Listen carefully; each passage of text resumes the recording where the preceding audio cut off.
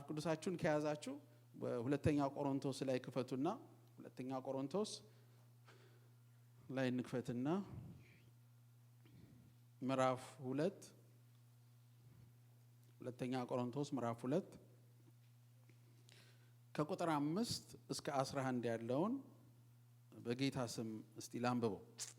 ማንም ሰው ቢያሳዝን ነገር ማግነን አይሆንብኝና ያሳዘነው እኔን ብቻ ሳይሆን በመጠኑም ቢሆን ሁላችሁንም ነው። እንደዚህ ያለው ሰው ብዙዎች የወሰኑበት ቅጣት በቂው ነው። ደግሞም ከልክ በላይ አዝኖ ተስፋ እንዳይቆርጥ ይቅር ልትሉትና ልታጽናኑት ይገባቸዋል። ስለዚህ አሁንም የምትወዱት መሆናችሁን እንድትገልጹለት እለምናችኋለሁ። የጻፍኩላችሁም የሚያጋጥማችሁን ፈተና መቋቋማችሁንና በሁሉም ነገር ታዛዦች መሆናችሁን ለማወቅ ነበር። እናንተ ይቅር የምትሉት ሰው እኔም ይቅር እለዋለሁ። በእርግጥ ይቅር የምለው ነገር ካለ በክርስቶስ ፊት ይቅር የምለው ስለ እናንተ ስል ነው ካለ በኋላ ቁጥር 11 ነው የምናሰምርበት። ይህንንም የምናደርገው ሰይጣን መግቢያ ቀዳዳ እንዳያገኝ ነው፣ የእርሱን እቅድ አንስተውምና።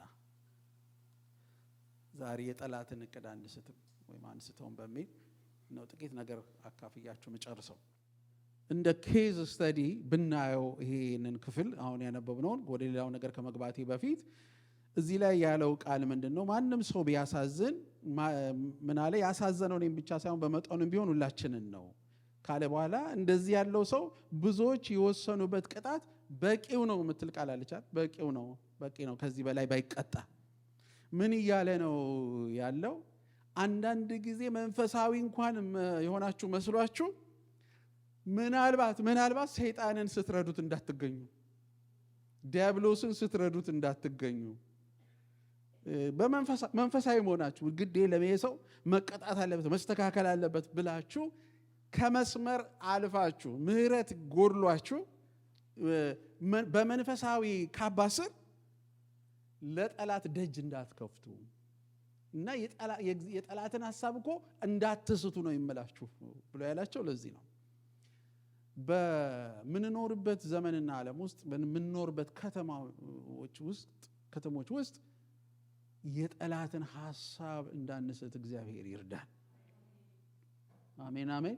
በቤተ ክርስቲያን የጠላትን ሐሳብ እንዳንስተው እግዚአብሔር ይርዳን። በቤታችንም እንዲሁ በትዳራችንም እንዲሁ እንዳንስተው ይርዳን። ምክንያቱም አንዱ አሁን ትልቁ ፈተና ምንድነው ብላችሁ ብትሉ አንዳንድ ጊዜ ስንስት እንኳን አናውቅ፣ ለጠላት ደጅ ስንከፍት እንኳን አናውቅም። በህይወታችን ላይ የእግዚአብሔርን ስራ በምድር ላይ ቀርተን ከሰራ ነው አንዱ ስራችን ምንድነው እንደሆነ ታውቃላችሁ?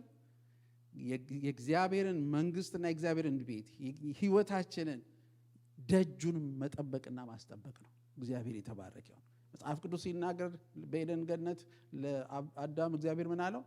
ተንከባከባት ጠብቃትም። ተንከባከባት ጠብቃትም። የመጀመሪያው ነገር ምንድነው? መንከባከብ ነው። መንከባከብ ማለት አሳድግ፣ ነገሮች እያማሩ እየበለጸጉ እየሰፉ ይሄዱ፣ ካልቲቬት አድርግ። ሁለተኛው ግን ጠብቃት ነው። መጠበቅ ማለት ምን ማለት ነው?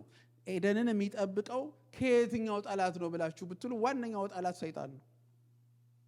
ከሰይጣን መጠበቅ ነው አንዱ ትልቁ። ምክንያቱም የመጀመሪያው ያንን ጥበቃ ያፈረሰው ያንን አጥር ያፈረሰው ዲያብሎስ ነው አለ።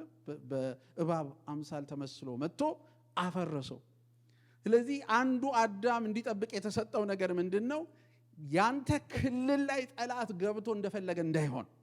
ሃሌሉያ። ስለዚህ ምን በላለው? ጠብቃት። የሚጠበቀው ሌላ ምንድነው? የእግዚአብሔር ሕልውና ሁሌ እንዲኖር ማመቻቸት፣ ስፍራን ማዘጋጀት፣ ሁልጊዜ እሱ እንዲጠበቅ መትጋት።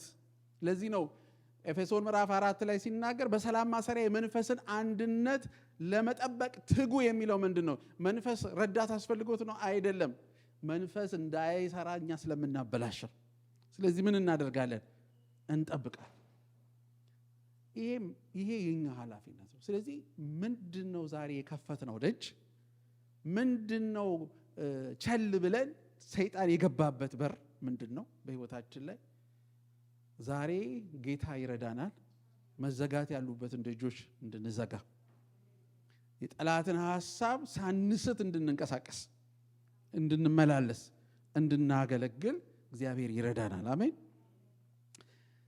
ከሐዋርያት ሥራ ላይ 4 ታሪኮች ባጭሩ አንስቼ ነው የምጨርሰው። ዛሬ አጠር አድርጌ ነው የማካፍለው። ቁም ነገሩን ግን እያገኛችሁ ነው፣ መነሻ ሐሳቤን ስላገኛችሁ ማለት ነው።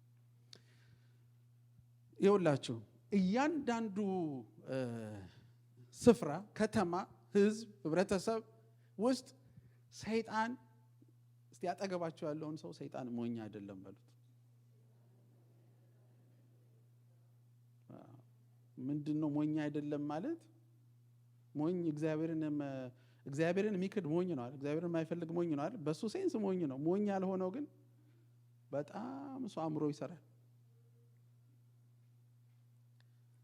ስለዚህ በእያንዳንዱ ከተማ፣ በእያንዳንዱ ስርዓት፣ በእያንዳንዱ ህዝብ፣ በእያንዳንዱ ነገር ውስጥ ሰይጣን በደንብ አድርጎ ነው ስራውን ለመስራት የሚተጋው። አሁን ፈተናችን እኛ ምንድነው? እሱ ይተጋል፣ እኛ ደግሞ እንተኛለን። እሱ ይተጋል፣ እኛ ደግሞ ልብ አንልም፣ አናስተውልም። ይሄንን ባላስተዋልን ቁጥርና ደጅ ከፍተን ሰይጣንን ባስገባን ቁጥር ሁለት ነገር ሊሆን ይችላል። አንደኛ ያለን ነገር እየሞተ ሊሄድ ይችላል፣ ምክንያቱም ስለማንጠብቀው። በሁለተኛ ደረጃ ግን ህይወታችን ምን ይሆናል መሰላችሁ? ዮዮ ታውቃላችሁ? ይሄ መጫወቻው ህፃናት የምንሰጣቸው ገመድ አንድ ቀን ከፍ፣ አንድ ቀን ዝቅ፣ አንድ ቀን ከፍ፣ አንድ ቀን ዝቅ፣ አንድ ቀን ከፍ፣ አንድ ቀን ህይወታችን ሲርገበገብ ይኖራል። አንድ ነገር ላይ እያበብን እየሰፋን እያደግን እንዳንሄድ አንዱ የሚከለክለን የከፈትነው ደጅ ነው።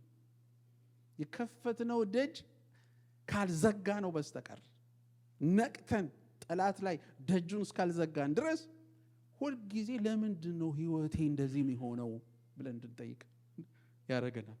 ምንድን ነው? ደህና አልነበርኩም? ባለፈው ሳምንት ደህና ነበርን፣ በዚህ ሳምንት ምን ነካን? ባለፈው ሳምንት እኮ ደህና ደስ ብሎን ነበር፣ በዚህ ሳምንት ምን ነው ከፋን? ምክንያቱ ስለምንድን ነው? ሰይጣን በእኛ ህይወት ውስጥ መጥቶ ሊሰራ ሲፈልግ መቼም ቢሆን ሰይጣን ነኝ እያለ አይመጣም። እንዲያውም በቅዱሳን መካከል በተመረጡት መካከል የሚሰራው እንደ ብርሃን መልአክ ነው። እንደ ብርሃን መልአክ ነው የሚመጣው ወደኛ ሲመጣ። ምን ማለት ነው? የብርሃን መልአክ ራሱን ሸሽጎ ነው የሚመጣው። በምን ውስጥ ነው የሚሸሽገው? ራሱን በስርዓት ውስጥ ይሸሽጋል። ራሱን በአሰራር ውስጥ ይሸሽጋል። ራሱን በባህል ውስጥ ይሸሽጋል። በተለያዩ ነገሮች ውስጥ ራሱን እየሸሸገ ይመጣና ይሄ እኮ የሰይጣን ነው እንዳልለው መንፈሳዊ ካልሆንን በስተቀር አንለየውም። ይህንን ያውቃል።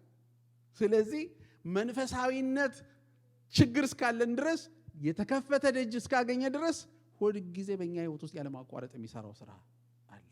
እኔ ዛሬ አንድ ነገር ልንገራችሁ። አንዴ ከፍ አንዴ ዝቅ ከሚል ህይወት ለዘላለም እግዚአብሔር ነፃ ያወጣል። ከራሴ ጀምሮ ክብር ለኢየሱስ ሲሆን፣ ለምን እንዴት ነው እንደዚህ ነፃ ምን ወጣው? መንቃት። እስቲ ያጠገባቸው ያለውን ሰው ንቃ በሉት። ንቃ። ታሪኮቹን ብቻ ነው ማሳያችሁ። በሐዋርያት ሥራ ምዕራፍ 8 ላይ ሄዳችሁ የጠንቋዩን ሲሞን ታሪክ ነው የምናነበው። እዛ ላይ ጠንቋዩን ሲሞን የሚባለውን ሰው ታሪክ ነው የምናነበው። ስለሱ ሲናገር የብዙዎችን ቀልብ የሳበና በራሱ የሚመካ ሰው እንደነበረ ሲነግረን በሐዋርያት ሥራ ምዕራፍ 8 ቁጥር 9 ላይ በከተማይቱ ውስጥ እየጠነቆለ የሰማርያን ሰዎች ሁሉ እያስገረመ ሲሞን የሚሉት አንድ ሰው ነበር፣ እርሱም ራሱን እንደ ታላቅ ሰው ይቆጥር ነበር ይላል። ስለ ሲሞን ሲናገር ምን አይነት ሰው ነው ይላል? እየጠነቆለ ሁሉን የሚያስገርም ሰው ነው። እሱ ብቻ አይደለም፣ እርሱ ራሱን እንደ ታላቅ ሰው ደግሞ አድርጎ የሚቆጥር ሰው ነበረ ብሎ ሲናገር እናያለን። ይሄ ሰው ተመልከቱ፣ ይሄ ሰው የሆነ ሰው አይደለም፣ ከተማውን ነው እንደዚህ የሚያስገርመው። ልብ በሉ፣ ከተማውን ነው የሚያስገርመው። ምን ማለት ነው? ኢንፍሉዌንሱ ተጽዕኖ የዋዛ አይደለም ማለት ነው። እንዴ አንቱ የተባለ የከበረ አዋቂ ያለ እዚህ የሚባልለት ሰው ነው። ማንም ሰው ምንም ጉዳይ ቢኖረው ምን ችግር አለ? ወደ ሲሞን መሄድ ትችላለህ፣ ጉዳይን እሳቸው ይፈቱልሃል። ከተማን የያዘ ሰው ነው። ቀላል ተጽዕኖ አይደለም። አሁን ይሄንን እንዴት አድርጎ ጠላት አገኘው ብለህ ስትል በሰዎች ምኞትና መሻት ውስጥ ገብቶ እንዲህ ያለውን ስርዓት በከተማይቱ ላይ ዘርግቶ ሲሞንን ለዚህ ቀብቶ እሱ በጨለማው ዓለም ያቆሙታል። እየገባችሁ ነው አይደል? እንዲህ ያለ አሰራር ሰይጣን በደንብ አድርጎ ይሰራል። ስለዚህ አሁን በዛ ከተማ ውስጥ የሚገባ ሰው በማን ተጽዕኖ ስር ነው ያለው? በሲሞን ተጽዕኖ ስር ነው ያለው። ምናልባት የሲሞንን ነገር የማይቀበል ሰው ቢኖር እንኳን ግማሹ ምን ሊያደርግ ይችላል? ለማንኛውም ብሎ ሊፈራ ይችላል። ራሱ ፍርሃት ሌላ ቀንበርና እስራት ነው። አንዳንዶች ደግሞ አፌን ብከፍትና ብናገር በሲሞን ላይ አንድ ነገር ሊደርስ ይችላል። ክርስቲያን አማኝ ስለሆኑ ብቻ አይደለም፣ እንዲሁ እንደ ሰው አልናገርም ብለው ዝም ይላሉ። ስለዚህ ተጽዕኖ በብዙ ነገር ይገለጣል። ይሄ ሰው የተጽዕኖ ሰው ነው። ከተማው ላይ ያው ጠማማ ተጽዕኖ ኔጌቲቭ ኢንፍሉዌንስ ነው እንጂ የተጽዕኖ ሰው ነው። ምን ይላል እዛ ቁጥር 10 ላይ? ከታናሽ እስከ ታላቅ ያለው ሰው ሁሉ ይህ ሰው ታላቁ ኃይል በመባል የሚታወቀው መለኮታዊ ኃይል ነው በማለት ከልብ ያዳምጡት ነበር ይላል። የከተማን ምን አግኝቷል? ልብ አግኝቷል። እኔ እናንተን ልብ እንደዚህ ባገኘው ኖሮ እስካሁን ጄት ነበር ማድረጋችሁ። ትሰሙኛላችሁ? የሚገርም ሰፈር ነበር መንፈሳዊ ዓለም ውስጥ ይዣችሁ የምገባው። የዚህን ያክል ሰው ልቡን ቢሰጠኝ ቀላል እኮ አባባል አይደለም። የሰውን የከተማን ልብ ካን ዩ ኢማጂን? ትውልዱ አንደር ኢንፍሉዌንስ ነው የገባው፣ በሱ ስር ነው የገባው። ልባቸውን ሰጡ እኮ ማለት ቀላል ነገር አይደለም። ልብ መስጠት ምን ማለት እንደሆነ ታውቃላችሁ? ምንም ብትባሉ ትታዘዛላችሁ ማለት ነው። ልብ መስጠት ማለት እሱ ነው። አንተ ቀልብን ልትሰጥ፣ ጆሮ ልትሰጥ ትችላለህ፣ ላትታዘዝ ትችላለህ፣ ላትከተለው ትችላለህ። ሰው ልቡን ሰጠ ማለት ግን ተከትሎታል ማለት ነው። እንደዚህ ያለ ተጽዕኖ ታያላችሁ። ተከታይ ያፈራ ነው። ቁጥር 11 ላይ ከብዙ ጊዜ ጀምሮ በጥንቆላ ስራው ስላስገረማቸው ትኩረት ሰጥተው ይከተሉት ነበር ይላል። ጭራሽ የውላችሁ የጨመርኩላችሁ ልብ ብቻ አይደለም፣ ሆን ብለው እንደገና ደግሞ ይከተሉት ነበር።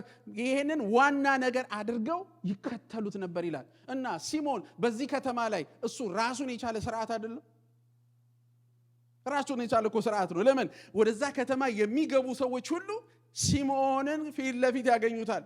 በዛ ስርዓት ውስጥ ሲሞን ዋና ነው፣ ከተማው ላይ ዋና ነው ያለው።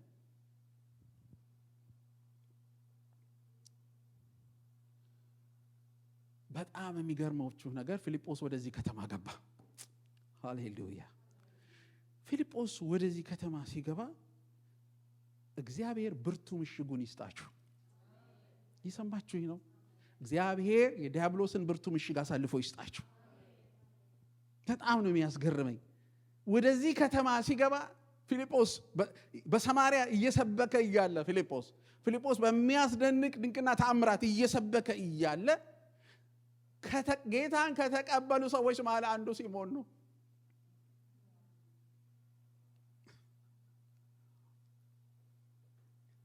ምን ማለት ነው ታውቃላችሁ? እግዚአብሔር ከተማይቱ ላይ ተጽዕኖ ሲያደርግ የኖረውን ስርዓት አሰበረው። አሁን ሲሞንን ተውት። ሲሞን ብዙ አይነት ስሜት ሊኖረው ይችላል። ነገር ግን እሱ ራሱ መጥቶ ተገዛ። ለነሱ መልእክት ተገዛ፣ ለፊልጶስ መልእክት ተገዛ፣ ለእግዚአብሔር ተገዛ። እሱ ራሱ ጌታን ተቀበለ ይላል እግዚአብሔር ቃል ሲናገር። እኔን አስብ ነበረ። ኒውጀርሲ ገባን። ስትበሉ ስትጠጡ ልትኖሩ ነው። እየሰማችሁ ነው? ሰንበላ ሰንጠጣ ልንኖር ነው። ምኑን ይሆን አብረን የምንበላው የምንጠጣው? የትኛው ሲሞን ይሆን እዚህ ከተማ ደግሞ እንደ ልቡ የሚሰራው? እዚህ ምድር ላይ የትኛው ሲሞን እንደሆነ ይሆን እንደ ልቡ ሲወራጭ እኛ ምንም ባላየ እየተጫወትን አልፈን የምንኖረው የቱ ይሆን? በአንድ ቦታ ብቻ ላይ ያለ መጽሐፍ ቅዱስ ላይ በጣም ብዙ ከተሞች ላሳያችሁ እችላለሁ። መንፈሳዊ ተጽዕኖ ያለባቸው ከተሞች፣ ቀላል እንዳይመስላችሁ። የእግዚአብሔር ልጆች ናቸው ድል የሚነሱት። የእግዚአብሔር መንፈስ ያለባቸው ናቸው ድል የሚነሱት። ድል እስካልነሳ ነው ጊዜ ድረስ ደግሞ ከስሩ ያለውን መናጠቅ አይቻልም። ሲሞን ሲመታ፣ ህይወቱ ላይ ያለው የእግዚአብሔር የጠላት ነገር ሲመታ፣ እሱ እኮ ጌታን ሲቀበል ብዙዎች ጌታ አብረው ተቀብለዋል። ከተማው ላይ አንዳንድ ቦታ ላይ ሄደን አንሎክ ማድረግ ያለብን የተቆለፈው ደጅ መከፈት ያለበት ነገር አለ። በየቤታችሁ መክፈት ያለባችሁ፣ በየሰፈራችሁ መክፈት ያለባችሁ ኖ አላስወጣ አላስገባ ያለ የእግዚአብሔር ነገር እንዳይከናወን ያደረገ ነገር እኮ አለ። እግዚአብሔር ግን ሊገልጠው ይፈልጋል። ይሄንን ያዙልኝ። ጥቂት ነው ማሳያችሁ፣ ብዙ አልቆይም። ሐዋርያት ሥራ ምዕራፍ 13 ይሄ ሲሞን በተጽዕኖ ነው የኖረው። ሐዋርያት ሥራ ምዕራፍ 13 ደግሞ በርያሱስ የሚባል አይሁዳዊ ጠንቋይና ሐሰተኛ ነቢይ ደግሞ እናያለን። በዚያ ታሪክ ላይ ምን ይላል? ቁጥር 4 ላይ ጀምሮ በርናባስና ሳውልን በመንፈስ ቅዱስ ተልከው ወደ ሰሌውቅያ ወረዱ።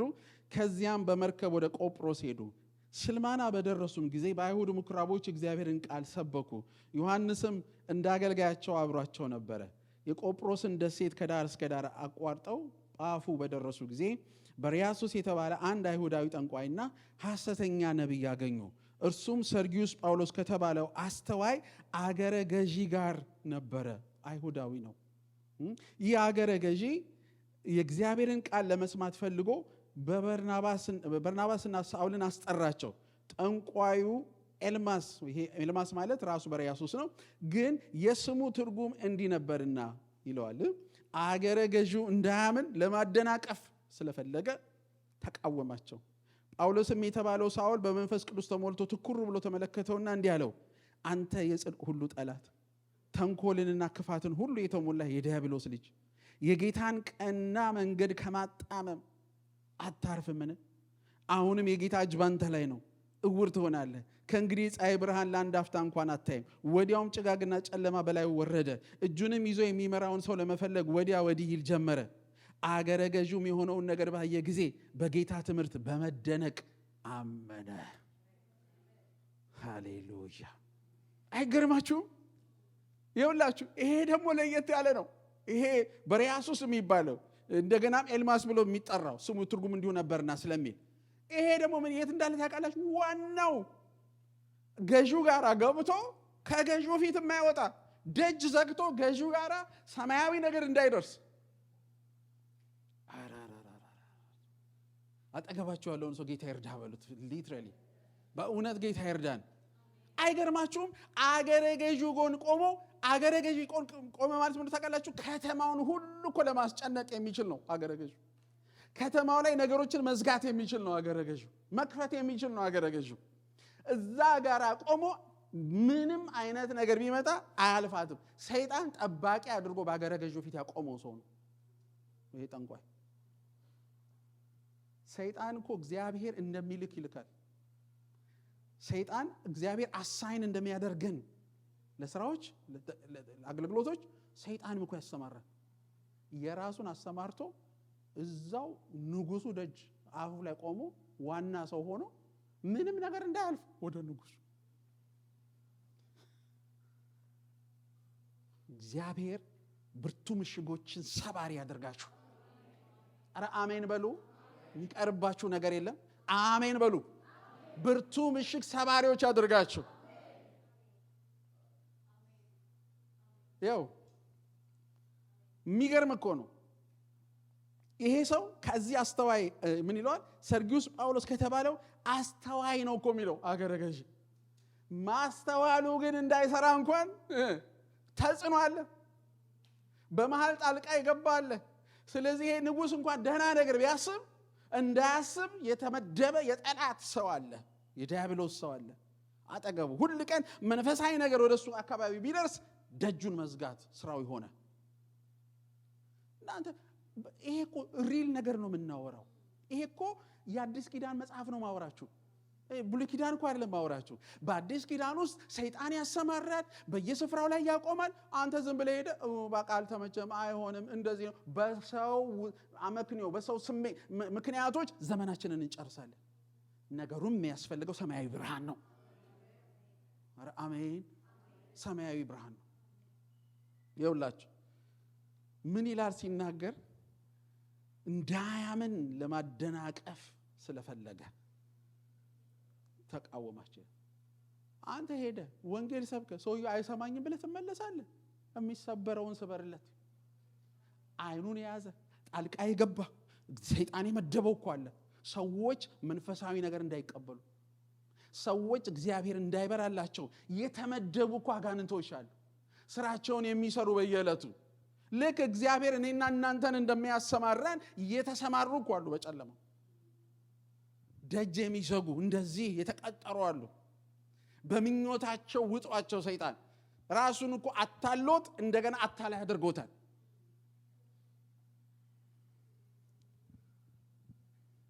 እኔ አንድ ነገር ልንገራችሁ። አሁን ዛሬ ይሄንን የምነግራችሁ የሆነ ምን ልስበክ ምናምን ብዬ እንዲህ አይደለም። በጣም መንቃት አለብን። እየሰማችሁኝ ነው? በጣም መንቃት አለብን። አልከፈት ያሉት ደጆች እግዚአብሔር ስለዘጋቸው አይደለም። አንዳንድ ጊዜ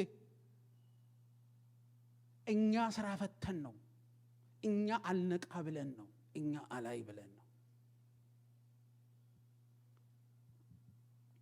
ስለዚህ ሐዋርያው ጳውሎስ ደስ የሚል ቃል አለ። በመንፈስ ቅዱስ ተሞልቶ ነው የሚለው። ሃሌሉያ! ጳውሎስ እኮ አይደለም፣ በመንፈስ ቅዱስ ተሞልቶ ይመጣው። ለምንድን ነው የአቴንስ ከተማ በእነዚህ ጣዖታት የተሞላችው? እሱ ራሱን ቢገልጥላቸው ትርጉም የለውም። አስቀምጦላቸዋል። በሱ ብዬ ይጫወትባቸዋል። ሪሞት ኮንትሮል ማለት ነው። እነሱን እንደ ልቡ ይነዳቸዋል። ስለዚህም ሐዋርያው ጳውሎስ እዚህ ሲገባ ተበሳጨበት ይላል። ቁጥር 17 በምኩራብ ሆኖ ከአይሁድና እግዚአብሔርን ከሚፈሩት ግሪኮች ጋር ደግሞ በገበያ ስፍራ ዕለት ዕለት ከሚያገኛቸው ሰዎች ጋር ይነጋገር ነበር ይላል። አንዳንዶቹ ይህንን ሰምቶ ምን ይላል? ስለ አዳዲስ ባዕዳን አማልክት የሚናገር ይመስላል ይላሉ። በጣም ነው እኮ የሚገርም። ስለ ክርስቶስ ሲያወራ እነሱ ስለምን ያወራል ይላሉ? እነዚህ ነው ይሄ ስለ አዲስ ጣዖት መጣ እንዴ? እንደዚህ አዲስ ነገር አዲስ ጣዖት መጣ እንዴ? ሰሞኑ ኢየሱስ የሚባል አዲስ ጣዖት መጣ፣ ስለሱ ነው የሚያወራው ብለዋ። ይኸውልህ አማልክት የተባሉትን በሙሉ ጣዖታት አድርገው አስቀምጠው እግዚአብሔርንም ሲመጣ እዛው መሃል ነው የሚከቱት። እንዲያውም አንድ ስፍራ ላይ ሲሄድ ለማይታወቅ አምላክ የሚል ምስል ቆሞ አገኘ ይላል። ልንገራችሁ፣ ስለዚህ ስለማይታወቀው አይደለም ያላቸው እና ስለ እግዚአብሔር የነገራቸው እስከዚህ ድረስ አይናቸውና ልባቸውን አሳውሮታል። ሌላ ነገር ማየት አይችሉም። አሁን ይህንን ስታዩት አሁን ወደ ፋር ኢስት ስንሄድ የሆነ አንድ ቦርጫም ሰውዬ አለ አይደል? አወቃችሁት? ቦርጫም ሰውዬ ራቁቱን ጨርቅ ያገለደመ ቁጭ ብሎ እንደዚህ ያለ እዚህም ሀገር እዛ አካባቢ ከሄዳችሁ ታዩታላችሁ። አሁን ይሄንን እኮ ዝም ብሎ በየሰፈሩ አስቀምጦልን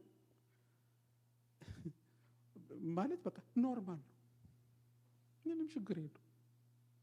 እንትን ቦርጩን አየው ይላል አንዱ። እንዲህ አይነት እኮ ነው ያደረገን። ገብቶሽ አይደል?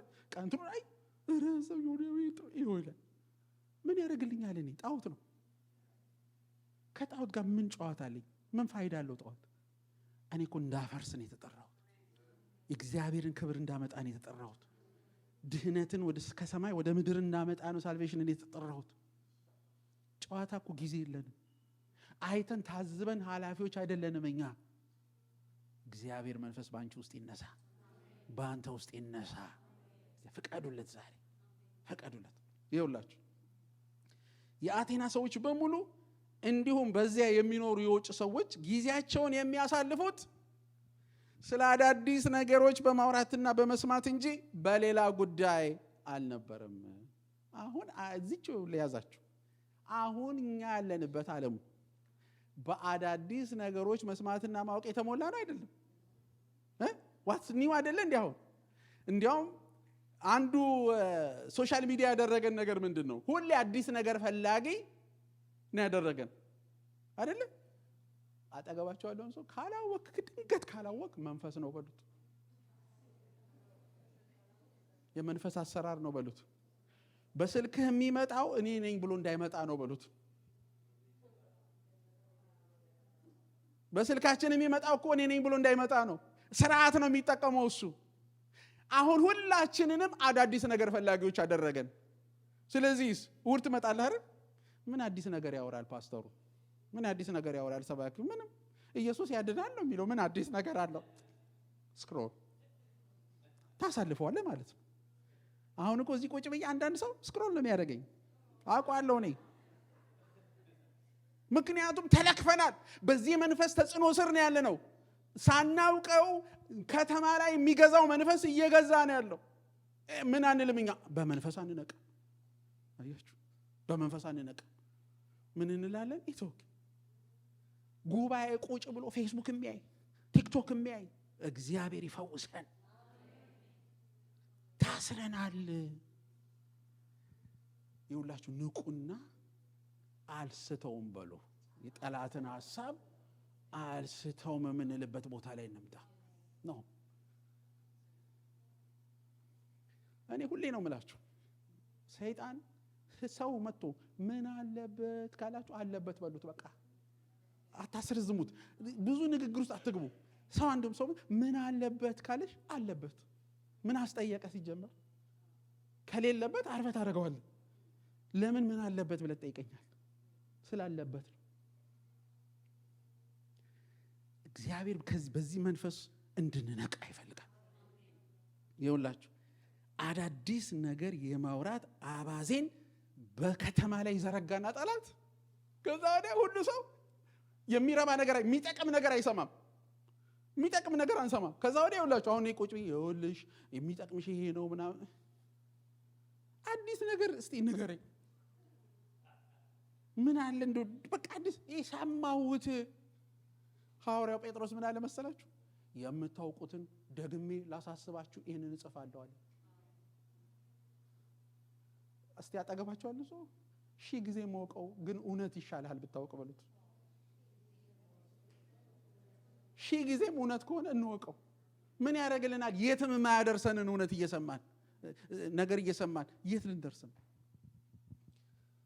ስለዚህ የአቴናውን አባዜ ስንመለከት አዳዲስ ነገር በመስማት ጣዖታቱን በስራ አስገብቶ ስለ አዳዲስ ነገሮች ሁሌ በማውራት ሐዋርያው ጳውሎስ እንደዚህ ከተማ የተበሳጨበት ያዘነበት በእውን ተስፋ አስቆራጭ ከተማ አንዱ ከሐዋርያት ስራ ላይ ይሄ ከተማ። ምክንያቱም እሱ ኢየሱስ ያድናል ይላል። ተው እንጂ ደግሞ የትኛው ጣዖት ነው እንዲህ የሚሰማችሁ ሰው? ክርስቶስን እንደ ተረት ሊሰማው የሚፈልግ፣ እግዚአብሔርን እንደ ተረት ሊሰማው የሚፈልግ። እግዚአብሔር ይርዳንና ብርቱ ምሽግ የምናፈርስ ሰዎች ያደርገን። የመጨረሻውን ላሳያችሁ። ሐዋርያት ሥራ ምዕራፍ 19 ለዛሬ የጻፍኩትን ማለት ነው።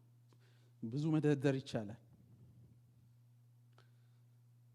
የሐዋርያት ሥራ ምዕራፍ 19 ላይ ስለ አስቄዋ ልጆች የተጻፈው ምን ይላል? ቁጥር 11 ጀምሮ እግዚአብሔርን በጳውሎስ እጅ እጅግ የሚያስደንቅ ተአምራትን ያደርግ ነበረ። መሐረብ ወይም ሰውነቱን የነካ ጨርቅ እንኳ ወደ ሕመምተኞች ሲወስዱ በሽታቸው ይለቃቸው ነበር። ርኩሳን መናፍስትም ይወጡ ነበር። እየዞሩ አጋንንትን ያስወጡ ከነበሩት አይሁዶች አንዳንዶቹ ጳውሎስ በሚሰብከው በኢየሱስ ስም እንድትወጡ አዛችኋለሁ እያሉ የጌታን የኢየሱስን ስም ርኩሳን መናፍስት በያዟቸው ሰዎች ላይ ለመጥራት ሞከሩ። የአይሁዳዊ ካህናት አለቃ የአስቄዋ 7 ወንዶች ልጆችም ይህንኑ ያደርጉ ነበረ። ርኩስ መንፈሱም ኢየሱስን አውቀዋለሁ፣ ጳውሎስንም አውቀዋለሁ፣ እናንተ ግን እነማን ናችሁ አላቸው። ከዚያም ርኩስ መንፈስ ያደረበት ሰው ዘሎ ያዛቸው፣ በረታባቸውም፣ እጅግ ስላየለባቸው ቤቱን ጥለው ራቁታቸውን ሸሹ ይላል። አሁን ምንድን ነው ለማድረግ የተፈለገው ነገር? ለምን ይሄንን ማድረግ ፈለጉ እነሱ ብላችሁ ስትሉ የፈለጉት እስቲኛም እንደው እንደ ጳውሎስ አይነት ሰዎች እንሁን እኮ አይደለም። የጳውሎስን በተአምራት ያለውን ተጽዕኖ ጎመዡበት አይደለም። ስለዚህ ምን አደረገ? ካውንተርፊት ሰይጣን አመጣ። ካውንተርፊት አመጣ። ምን ማለት ነው? ሌላ የሚመስል ነገር ለመስራት ነው የሰይጣን እቅድ በእነሱ ውስጥ ያለው። የሚገርመው ግን እሱ ራሱን ይደበደባቸው። ለማንኛውም አንድ ነገር ልንገራችሁ፣ ሰይጣን ከተጠቀመባችሁ በኋላ ይቀጣችኋል፣ ይጎዳችኋል እንጂ አይጠቅማችሁም። ይሄ ሰይጣን ባህሪ ነው። እግዚአብሔር የሚጠቀምባቸውን ያከብራቸዋል፣ ሰይጣን የሚጠቀምባቸውን ያዋርዳቸዋል። ስራው ይሄ ነው። እሱ ራሱ ከቶሽ እሱ ራሱ ነው ቀጥሎ የሚያቃጥልሽ። ይህ ስራው። ሌላው ሰይጣን እንዴት ሲሰራ እናያለን። በከተማ ደረጃ ካውንተርፊት ለመፍጠር የሚመስል ነገር እንትናም እኮ ይፈውሳል። እምነት ነው ዋናው፣ እምነት ነው ይላል። እምነት ነው ዋናው እምነት የለ። ኢየሱስ ነው የሚፈውሰው። ማመን በኢየሱስ ሲሆን ነው እምነት የሚሰራው። ዝም ብሎ እምነት ነው የሚል ነገር የለም። እምነት በኢየሱስ ነው። ገብቷችኋል? እምነት በእግዚአብሔር ላይ ነው እንጂ እምነት ብሎ እምነት ይፈውሳል። ደሙ ሲወዱት በዘንድሮማ አዲሱ ላይ ፖዚቲቭ ኤነርጂ በቃ ፖዚቲቭ ቫይብ የወጣቶች ያቆታል እነሱ በቃ እንዲህ አይነት ቃል ሲወዱት ይሄ በቃ ቃሉ 10 ጊዜ ቢጣፍጥ ፈዋሽ ኢየሱስ፣ አዳኝ ኢየሱስ፣ ነፃ አውጪ የምናመልከው እግዚአብሔር ነው። ሌላ ማንም የለም። ነገር ግን ሰይጣን አንዱ የሚሰራበት መንገድ ምንድነው? በከተሞች ላይ ሲገለጥ ካውንተርፊቶች ያመጣል። ማለትም የሚመስሉ ሌሎች ነገር ያፈራል አብሮ። ልክ ሙሴ እባቡን በትሩን ሲጥል እባብ እንደሆነች ወዲያውኑ እነሱም መጥተው በትሮቻቸውን በጣሉ ጊዜ እባቦች እንደሆኑ ምን ለማለት ነው? እባክህ የእኛም እናቅበታለን። ያው ነው፣ ምንም አዲስ ነገር የለውም። ሊያቃልሉ ሊያወርዱ የእግዚአብሔር ነገር ለማመቻመች ካውንተርፊት ይፈጠራል። ምን ይላል መሰለ? ቤተ ክርስቲያን ብሄድ ባልሄድ ምን ጥቅም አለው? ላምጣላችሁ እንዴ? በሌላው በኩል ቤተ ክርስቲያን ብሄድ ባትሄድ ምን ጥቅም አለው? እኔ ቤቴ ያመልካሉ፣ ቤቴ ይጸልያሉ። ጎሽ እንድላችሁ ነው እንደዚህ የምትሉኝ? አስባችሁታል?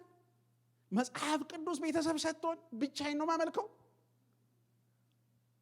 ይሄ ጉባኤ የከበረ ጉባኤ ነው። የከበረ ያደረገው እግዚአብሔር ነው። እኛ እግዚአብሔር አምላካችን ብቻ ሳይሆን አባታችን ነው። ነገር ግን ካውንተርፊቶች ይፈጠራሉ፣ የሚመስሉ ነገሮች። በቃ ሰውዬው ይሄዳል። እንዴት ነው ስትለው እየጸለይኩ ነው። እስቲ አብረን እንጸልይ። ራስ ጸልይ። እኔ እየጸለይኩ ነው። ልክ መንፈሳዊ አይመስልም ሊላችሁ ይችላል። በየቀኑ 3 ሰዓት በአምላኬ እግር ስር ነኝ። ናና አብረን እንጸልይ። ብቻ እንጸልይ። መጽሐፍ ቅዱሳዊ እውነቶችን እያስገፋን ካውንተርፊት በሆኑ ነገሮች እያፈራረሰ እግዚአብሔርን ቤት ነው እሱ ሊሰራ የሚፈልገው። እባካችሁን በጌታ ፍቅርና ርኅራኄ ልለምናችሁ፣ እጅ ለእጅ እንያዝ። ካውንተርፊቶችን እኛ ማፍረስ እንጀምር። የሚመስሉ ነገሮችን ከቤቱ እናስወጣ። በእነዚህ ላሳያችሁና እጨርሳለሁኝ። ዮሐንስ ራእይ ላይ ስንት አብያተ ክርስቲያናት ተጠቅሰዋል? 7። በኤፌሶን አሰራር ነው መነግራችሁ። 7ቱንም አሰራራቸውም አነብላችኋለሁ እንድናስተውል ያክል። ይሄ ማአት የእግዚአብሔርን ቃል ብዙ ላመጣላችሁ እችላለሁ፣ ግን ስንቱን ጠቅሰን እንዘልቃለን በማለት ነው። በ7ቱ እንኳን ከተሞች ላይ እንዴት እንደሰራ ምን አይነት አሰራር እንደነበረ ላሳያችሁ። ሰይጣን ራሱ እኔ ሰይጣን ነኝ ብሎ አይመጣም፣ በአሰራር ነው የሚመጣው። እሺ፣ ኤፌሶን በጣዖትና በቁስ አምልኮ ነበር ቤተ ክርስቲያንን ሊዋጋ የመጣው። በጣዖትና ለትም ማቴሪያሊዝም ነው። ሰምርኔስን ሁለተኛዋን ሄደን ስናይ በዛቻና ስደትን በመቀስቀስ ነበረ ቤተ ክርስቲያንን ሊዋጋ የመጣው። በማስፈራራት ነበር የመጣው። ጴርጋሞንን ስናይ ጭራሽ ሰይጣን ዙፋኑን ያደረገው ጴርጋሞን ነው። ሄዳችሁ አንብቡ። ዋናው ዙፋኑን በጴርጋሞን አስቀምጦት ነበር። የሰይጣን ዙፋን ባለበት በዚያ ይለዋል ሲናገር። ቲያጥሮንን ስንመለከት ማመቻመችና ግብረ ገባዊነት ኢሞራሊቲ የሚባለው ግብረ ገባዊነት በማደፋፈር ነበር ቤተ ክርስቲያንን ሊዋጋ የመጣው። ኤልዛቤልን አንዱ የላከበት ምክንያት እሱ ነው። ምን ያደርጋል? ቅባትን ያቃልላል፣ የእግዚአብሔርን ነገር ያቃልላል፣ ተራ ያደርገዋል፣ ያመቻምቸዋል። በቃ ምንም ነገር ኮምፕሮማይዝ እንድናደርግ ያደርጋል። ችግር የለውም። ሰርዴስን ስናይ መንፈሳዊ ሞትን እና ተመሳስሎ መኖርን የተለመደ አድርጎ በማሳየት መንፈሳዊ ሞትና ተመሳስሎ መኖርን የተለመደ አድርጎ በማሳየት ነበረ ከተማ ውስጥ የነበረው የጠላት ውጊያ። እሱ ነበር አሰራሩ። ፊላደልፊያ በጣም ጌታ የባረካት ቤተክርስቲያን፣ እሷ ራሷ እንኳን ተቃውሞ በማስነሳት ነበረ በእሷ ላይ የሚወጣው ሰይጣን። የቤተ ክርስቲያንን ተልእኮ ለመቃወም ነበረ የሚወጣው። ስለዚህ ምን ይለዋል? በፊትህ ሊቃወምህ ወጥቷል፣ እኔ ግን የተከፈተ ደጅ እሰጥሃለሁ ይለዋል ጌታ። ሎዶቅያን ደግሞ ስናያት ለብተኝነትና ብልጽግናን ተደግፎ የሚመጣ ምቾት። ስለዚህ ምን ይላል? ተባርካል የስ ትላለህ። በቃ የስ ተባርክ ያለው የስ እንዲህ ያልክ እንድትኖር የሚያደርግ አንተ መባረክ ክርስቲያን። አንድ ጊዜ አንዲት እህት እንደዚህ ያለችኝ፣ በጣም ሀብታም ቤት ውስጥ ነው የተወለደች እና ምን አለችኝ? መኪና እንደ ልቧ ነው የምትቀያየር ቤታቸው። በእውነት እኔ ሄጃለሁ፣ ተጠርቼ ሄጃለሁ። አንድ 13 ያክል ብቻ ሽንት ቤት አለው። ሽንት ቤት ነው ያልኩት፣ ቤድሩሙን መጨመር ትችላላችሁ። በጣም ትልቅ በቃ ብዙ አይነት ሀብት ያላችሁ እና ምን አለች? ለምንድን ነው ግን አማኞች ድሃ የሚሆኑት አለች። አሁን ገና በተኔን የነካሽው ለምን እንዲህ ብትባሉ ምን ይሰማችሁ? ለምንድን ነው ድሃ የምትሆኑ? እኔ ምንም አላልኳት። አባቷ በጣም ከስር የተነሱ ሰው ናቸው። በጣም ከስር ስላችሁ ከስር መጥቀስ አልፈልግም፣ ሚዲያ ላይ ስለሚኖር በቃ አባትሽን ጠይቅ ያልኳት ባጭሩ። አባትሽን ጠይቅ። ለእሷ ምን ብሏታል? ምቾት፣ ተንደላቆ መኖር። ከዛ ቤተ ክርስቲያን ለምንድነው ማትሄጂው? ቅቤ ቅቤ ይላሉ፣ ቅቤ ቅቤ ይላሉ።